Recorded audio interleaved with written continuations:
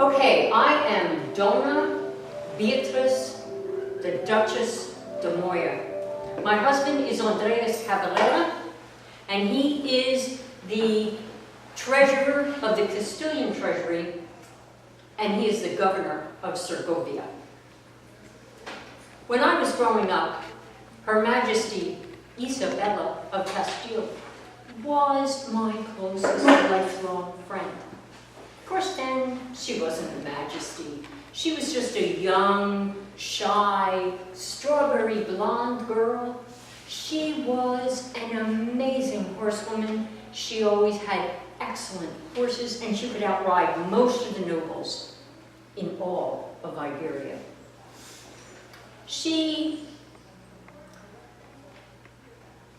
Her mother, Isabella of Portugal, was thought to be a problem for the court. And so her mother, Isabella, and her brother, Alfonso, were sent to a manor house way over by Avila to live in genteel poverty, while her half-brother, Enrique, was on the throne. Now, when Enrique was crowned, he was known as Enrique the Generous. Of course, after a few years, he was known as Enrique the Impotente.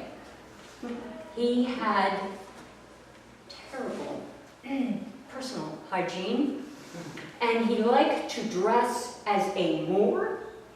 He liked to eat sitting on cushions on the floor, and he consorted with merchants and entertainers.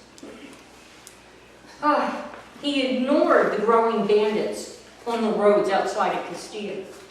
He ignored the rising prices of bread and wine. Thankfully, he passed away in December 1474. And Isabella was going to be raised to the throne. Now, Isabella was a very lucky woman because she was able to wed not for money and not for position, which is usually the fate of us women. She married Ferdinand, who became King of Aragon. But Aragon had rules that no woman could ever be on the throne. But in Castile, it was a direct inherited position. And so they gave her husband the title of commander of the army and the defender of Iberia. But he was not allowed to make any court appointments. He was not allowed to tax anyone or anything. And he could not leave the kingdom without Isabella's permission. When her brother died, her half-brother, it was sort of sudden, and Ferdinand was off fighting a border skirmish in Aragon, and he could not get back in time. But I was with her at the Mass we said before her coronation. She prostrated herself in front of the altar after the Mass, where we had sung the Te Deum, the hymn of great joy, the Ambrosia hymn. And she asked for God's guidance to make her a wonderful ruler and the wisdom to be so good for her people. Well, Isabella and Ferdinand were loved by everyone. They were loved by the peasants. They were loved by the nobility. And Isabella took her job seriously. She instituted a police force to get rid of the bandits on the roads. She revised the laws, and she put checks on the prices of bread and wine in the marketplace. She did a number of things that she should be remembered for, and they are not in any of your history books. Her brothers were given an education in Italian, in German, in Spanish, in Latin. They were taught mathematics and philosophy and theology and rhetoric. And Isabella, she was given books such as The Perfect Wife, The Garden of Noble Women, The Perfect Love, all sorts of allegorical novels of virtuous noble women. And this is a woman who went to Mass twice every day. Don't think she needed any more virtue. She wanted to be sure that her children had a better education. She never learned to speak Latin. Her French was terrible. But she was taught embroidery, gilding, needlepoint, the Bible, and only the Castilian language. So when she had children, and they became old enough to educate, she sent to all of the universities throughout Europe, and she invited women professors to come and teach her children. She funded out of her own pocket the first university chair for a woman in all of Europe. She also brought many talented women artists to her court.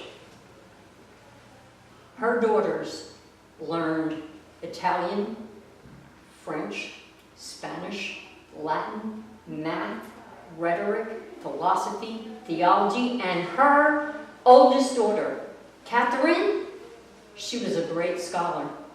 Unfortunately, she married that horrible English king. But the other thing that Isabella should have gone down in history for happened when they were fighting the Moors. They were trying to get the Moors out of the Iberian Peninsula, which meant that every spring a war had to be waged. And that meant that every spring an army had to be raised. And that meant that Isabella wrote almost 1,000 letters every year, begging money from the Vatican, from the cathedrals, from the synagogues, from the noblemen, to get the money for the war. And then she wrote letters to get the wagons, and the cannons, and the cots, and the swords, and the armor, and the horses, and the mules, and crosses, and holy water to reconsecrate the mosques. She did it all herself, every year. They would amass outside of Castile. It was a sea that you could go up to the battlements, and as far as you could see, there were tents and people. And when the army moved out, the line of carts and wagons stretched to the horizon, and it would sometimes take 2 or 3 days for the dust to settle. They were about to do a siege on Malaga, which was a fortress that was at the top of a ravine. And to get to that fortress, they were going to have to climb the ravine while they are being fired upon by the people in the fortress. Ferdinand wrote to her and asked her to come and lend morale to the troops. And so, even though she was pregnant, she rode for 3 days to get to that encampment. And when she arrived, the men were ecstatic. They were just cheering. They made so much noise that people in the fortress were looking over to see what was happening down below. She stayed that night with her husband in the tent, and the next morning, the battle commenced. And Isabella was horrified. If you were shot with an arrow or a musket ball, you were left to die. If you fell from climbing the ravine and you broke a leg, you were left to die. She saw this incredible loss of life and said, never again. She rode, 3 days pregnant, back to Castile. She got out her pens and pencils and she requisitioned more tents, more cots, wagon loads full of bandages, and she personally went to some of the doctors, and we had the best medical treatments in all of Europe. We had cataract surgery as far back as 800 successfully. There was no reason for men to die on the battlefield. And so she talked those doctors into going with the wagons and tents, and to stay on the battlefields, and to travel with the army. I do believe that today you call those MASH units. And she was the person who instigated that. And when people from France and Germany and Italy who came to observe the battles saw that half of the men's lives were able to be saved when they returned to their countries, they ordered tents, they ordered doctors and bandages. And for this, she should be remembered. But what is in your history books? All you remember about Isabella is that she helped fund Cristobal Colon, and you don't even get his name right.